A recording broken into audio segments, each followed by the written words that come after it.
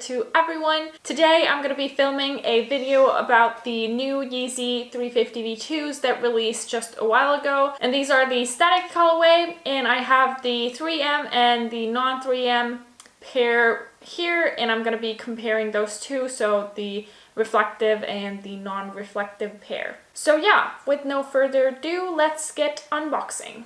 So I have the reflective ones in a small size, and these are like mine, and then I have the non-reflective one in my boyfriend's size. So I will open these both up and then we'll compare these two. Both of them come in the same Yeezy 350 V2 boxes that all of the Yeezys come in. So these are the reflective one, and this is the non-reflective one. And with the first look, the difference is that I see that these are much darker than these ones, or the gray is much darker. The overall colorway in both is like gray and white. And yeah, here the stitching of the gray is much darker than here. And the difference mainly comes because this one doesn't have the 3M stitching and this one has.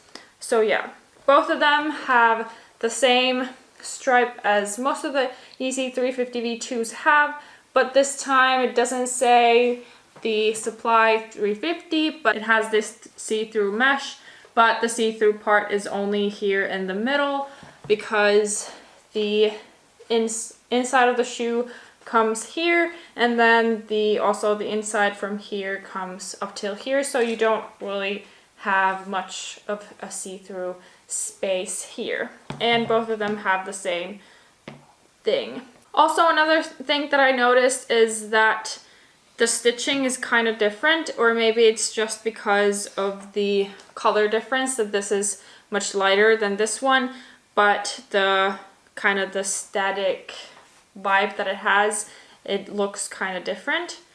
But otherwise, I don't see any differences, and both of them have a totally white bottom, and they don't have any color differences in the bottom, which I think is a really nice look, because most of the Yeezys have like this part, the bottom part, and then the toe, it's kind of a different color. So this is pretty nice.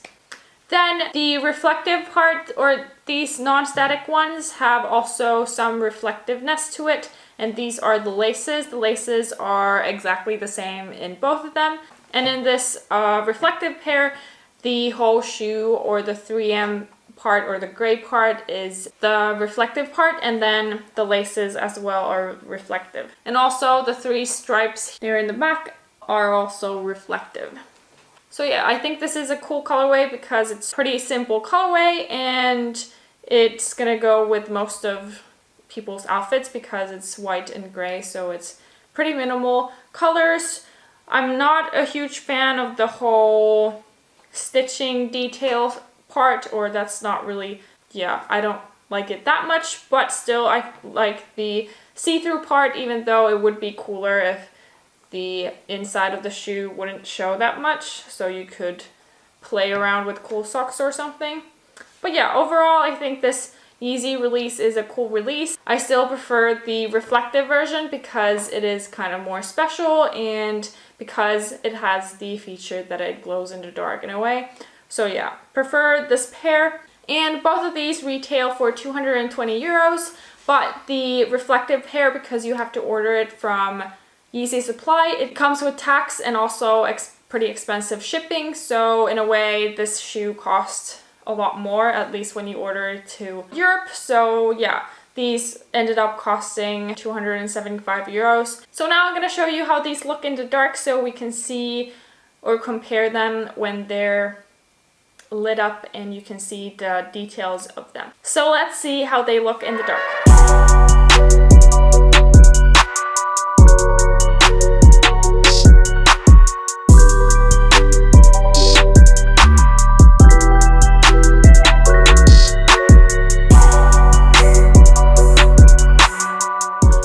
So the main difference, of course, is the overall shoe, that The reflective ones are reflective from the all around the shoe, and then the non-reflective ones only have the laces. And the laces actually are the most reflective part of both of the shoes, and they stand out the most, and the stitching is pretty thin, so it kind of has this glittery look and it's not that reflective, but when the light hits the shoe in a right way, it does get pretty reflective. If it's dark and you're walking outside, a car will definitely see you. But yeah, it wasn't a mind-blowing difference in a way, or it is mind-blowing difference in that way that these only you can see clearly the laces, and here you can kind of see the whole shoe, but still the 3M stitching didn't stand out that much. Then I'm gonna talk a little about Yeezy Supply and what kind of went wrong and what's the deal with them. So this pair is much more rare than the non-static pair because these they only released around 17,000 pairs, and these I think, I'm not really sure what the amount is, but you could pretty much walk into the store and get these. So they're not that rare, and that's why they don't really have any resale value. And they're actually, I think they're going pretty much retail price, so yeah. Then these ones, the reflective pair, they were really hyped in the beginning because Yeezy Mafia released that there were only going to be 5,000 pairs, even though I got the idea that there was going to be 2 pairs, a black version and then a white version, and then the black version was going to be the 5,000 pairs and this was going to be around the 10,000 pairs. But then I don't think they're going to be releasing any black pairs, so that was kind of a misleading information that people got wrong because they thought that there was going to be only 5,000 pairs of these. So that's why the resale value of these in the beginning was around 1,000 euros, and then when they released it dropped to around 800 euros. But then because people found out that the release wasn't that rare, they got mad, and then the resale value dropped pretty low, and they were pretty much the same price as the non-static version, which is pretty weird because these are still a rare pair because the total amount of these shoes are pretty much the same as the older versions or the first few versions of the 350 V2s that released. So the Oreos and all the older versions of V2, so it's still a rare pair, but I think that, yeah, people got really mad because they bought it for very expensive, and then because the value wasn't really there, so then the prices dropped pretty bad. But I still think that the prices will rise because this is still a rare pair, and once people realize that they can't get it that easily, and then people start asking a lot more for these, then the prices are going to go up. So yeah, let's hope for that, because I actually got 2 of these static pairs and I was going to keep one of the pairs. But because of Yeezy Supply, they sent me the wrong size, even though I don't know how that's possible because you only order one size. So yeah, I don't know what went wrong, and because they don't really have a customer service and because all the shoes are sold out, you can't really exchange the size. So yeah, I'm not really sure what I'm gonna do because the size that they sent me was a US 4.5, and I'm usually a size 5. So yeah, these are kind of small. They do fit me, but they're still pretty small, so I don't know if I want to wear that small shoes.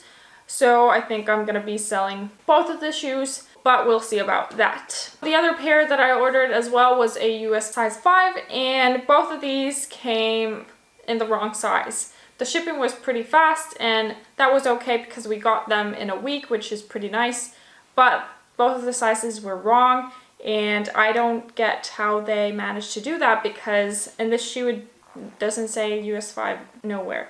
And in the shipping confirmation that I got, it says US 5 and then EU 4.5. So I don't know if they got mixed up because I ordered them to the EU, so they sent me a 4.5, but I still don't get it because it doesn't say 5 in the shoe anywhere. But yeah, also the whole website, and when you tried to order these shoes, it was pretty complicated and there were a lot of errors in the website.